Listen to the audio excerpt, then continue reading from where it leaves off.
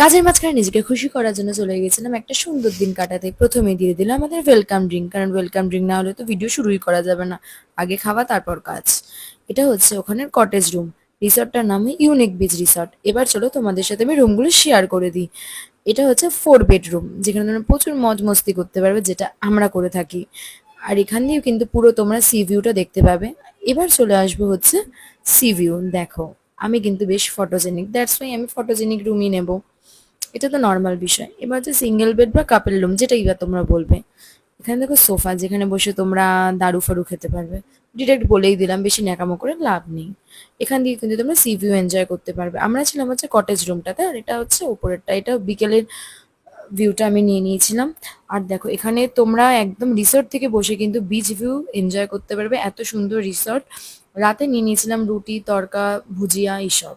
ভেবো না কিন্তু বাজে কিছু খেয়েছি। আর এই হচ্ছে সকালের ব্রেকফাস্টের জায়গা, যেখানে তোমরা ডিম, পোহা, সব ধরনের ডায়েট খাবার পেয়ে যাবে। আমি তোমাদের সাথে সেটা শেয়ার করে দিলাম এক এক করে, আর নাম নিচ্ছি না।